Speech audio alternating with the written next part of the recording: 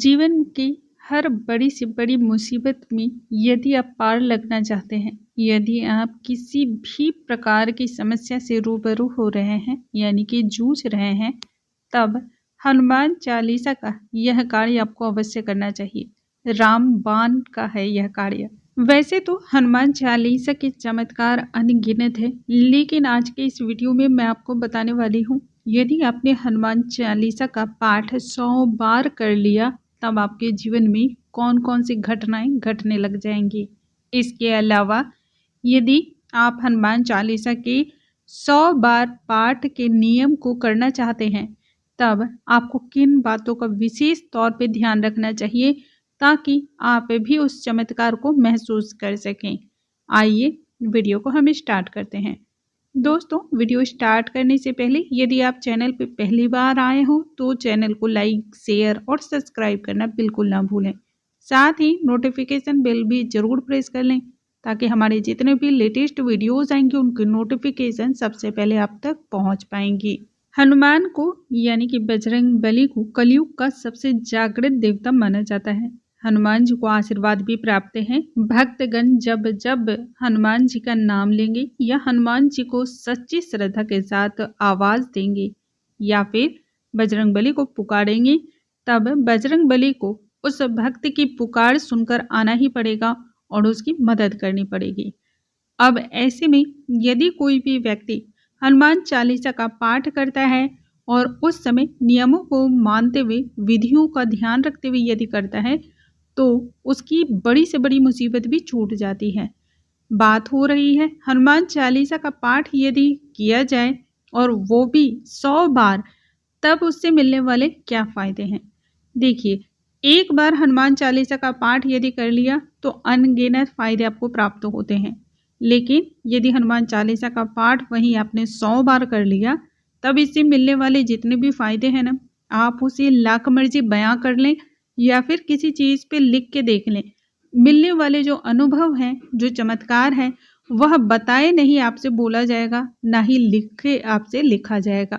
इतने अधिक चमत्कार होते हैं। लेकिन इसके पीछे भी एक बहुत बड़ा नियम है। यदि हनुमान चालीसा का पाठ आप 100 बार पढ़ने की सोच रहे हैं, तब इन नियमों का भी ध्यान आपको रखना होगा। हनुमान चालीसा को यदि 100 बार पढ़ते हैं यानी कि 7 बार पाठ करते हैं, तब बड़ी से बड़ी मुसीबत हो या फिर बड़ी से बड़ी कोई कठिन कार्य हो, वह सभी चुटकी बजाते ही आपके हो जाएंगे और आपको पता भी नहीं चल पाएगा। नियम सही होने चाहिए, विधियां सही होनी चाहिए और उद्देश्य भी सही होना चाहिए। किसी का अहित पहुंचाने के लिए कोई भी ऐसा कार्य आपको नहीं करना है जो कि आपको नुकसान पहुंचाए। यदि अपने हनुमान चालीसा को पढ़ा है तो आपने यह चौपाई भी पढ़ी होगी, जो 7 बार पाठ कर कोई छुटहि बंदी महासुख होई। आपने यह लाइन तो अवश्य ही पढ़ी होगी। दोस्तों, 7 बार का मतलब होता है 100 बार। यह लाइन आप समझ सकते हैं कितनी शक्तिशाली है। जब तुलसीदास जी कैद खाने में थे, तब हनुमान चालीसा का पाठ उन्होंने 100 बार किया था और न जाने कहां से इतने अधिक वानरों की सेना टूट पड़ी थी, जिससे परेशान होकर के उन्हें बंदी गृह से मुक्त किया गया था। तो हनुमान चालीसा का प्रभाव इतना अधिक है, इतना अधिक है कि उसे शब्दों में तो बिल्कुल नहीं बताया जा सकता है। अब हम जानते हैं हनुमान चालीसा के पाठ को यदि 100 बार पढ़ने का आप नियम कर रहे हैं, तो उसके लिए कौन सी विधियों को ध्यान में रखनी चाहिए। जो भी भक्त हनुमान चालीसा का पाठ 100 बार पढ़ना चाहते हैं या फिर 100 बार करने का नियम लेना चाहते हैं, सबसे पहले उन्हें यह याद रखना चाहिए कि ब्रह्म मुहूर्त में किया गया कार्य सर्वाधिक फल को देने वाला होता है।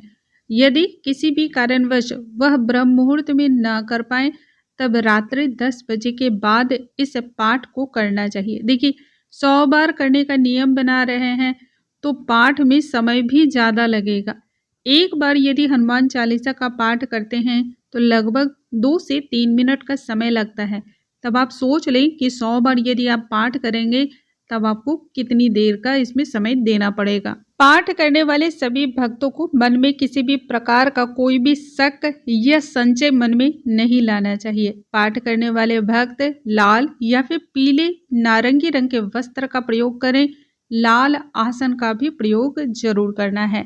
हनुमान जी की उपासना करने के लिए सबसे पहले आपको उनके आराध्य देव भगवान श्री राम की पूजा अर्चना जरूर करनी है। यदि आपके पास राम दरबार की फोटो या प्रतिमा हो तो और भी उत्तम मानी जाती है। सबसे पहले राम दरबार की फोटो या प्रतिमा के समक्ष आप घी का दीपक प्रज्वलित करें, और यदि घी का ना हो तब ऐसे में चमेली के तेल का दीपक जलाएं, क्योंकि भगवान श्री हनुमान जी की उपासना करने के लिए या तो घी का या चमेली के तेल का दीपक यदि लगाते हैं तो बहुत अधिक इसका प्रभाव होता है। इसके बाद सबसे पहले आपको संकल्प लेना है, आप सकाम भाव से कर रहे हैं या फिर निष्काम भाव से कर रहे हैं। सकाम भाव से कहने का मतलब है किसी मनोकामना पूर्ति के लिए कर रहे हैं यदि यह पाठ, तो आपको संकल्प में मनोकामना बोलनी है। और यदि आप निष्काम भाव से इस पाठ को करना चाहते हैं, सिर्फ और सिर्फ बजरंग बली को प्रसन्न करने के लिए यह पाठ करना चाहते हैं, तब आपको यह भी संकल्प के समय बोलना है कि आप सिर्फ यह पाठ बजरंग बली को प्रसन्न करने के लिए कर रहे हैं। संकल्प लेना किसी भी पाठ के लिए अति आवश्यक होता है ताकि संपूर्ण लाभ की प्राप्ति आपको हो। यह संकल्प आप 7 दिनों का ले सकते हैं, 11 दिनों का ले सकते हैं या फिर 21 दिनों का भी ले सकते हैं। संकल्प लेने वाले व्यक्ति को कुछ विशेष बातों का ध्यान रखना है। जब तक उनका हनुमान चालीसा का पाठ या संकल्प के जितने दिन हैं वह पूरे नहीं हो जाते हैं, तब तक उन्हें बाल, नाखून या फिर इस प्रकार के अन्य कार्य भी नहीं करने हैं। ब्रह्मचर्य का पालन करना है, तामसिक भोजन का त्याग करना है। यदि भूमि शयन करते हैं तो इसका प्रभाव और भी ज्यादा देखने को मिलता है। इसके अलावा यदि पाठ एक बार में ही वह कर लेते हैं तो वह और भी ज्यादा प्रभावशाली होता है। अन्यथा आप चाहे तो इस पाठ को 2 बार या 3 बार के भाग में करके आप पूर्ण कर सकते हैं। इसके अलावा आपको एक विशेष बात का ध्यान रखना है, जब भी आप पाठ करें पूर्ण श्रद्धा, भक्ति और एकाग्र मन से आपको करना है। अन्य चीजों को अपने दिमाग में, अपने मस्तिष्क में लेकर नहीं आना है। सबसे पहले भगवान श्री राम के नाम का आप जाप कर लें 21 बार, 51 बार या 108 बार। इसके बाद आप हनुमान चालीसा का पाठ आरंभ करने के लिए सक्षम हैं।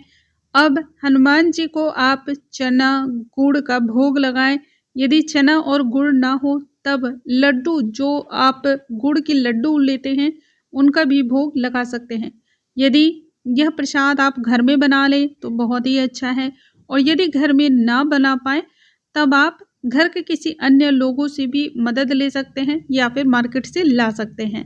पाठ आरंभ करने से पूर्व आपको एक पीपल का या फिर आक के पत्तों की माला यदि बना लेते हैं, उस पर श्री राम लिखकर हनुमान जी को समर्पित करके यह पाठ आरंभ करते हैं तो यकीन मानिए इससे मिलने वाले जो प्रभाव होंगे उन्हें आप चाह कर भी किसी को बता नहीं सकते हैं। वैसे तो हनुमान चालीसा का पाठ आप कभी भी आरंभ कर सकते हैं, उसका प्रभाव आपको जरूर मिलता है। लेकिन यदि आप विशेष मनोकामना को पूर्ण करना चाहते हैं, ज्यादा से ज्यादा फल प्राप्त करना चाहते हैं, तब यह पाठ आप मंगलवार से आरंभ करें, और खासकर किसी भी माह के शुक्ल पक्ष की प्रथम मंगलवार से यह पाठ आरंभ करते हैं तो ज्यादा इसका प्रभाव देखा जाता है। उम्मीद करती हूँ आज का यह वीडियो आप सभी के लिए बहुत ही काम का होने वाला है। वीडियो थोड़ा सा भी पसंद आता हो तो अपने फैमिली फ्रेंड्स में जरूर शेयर करें।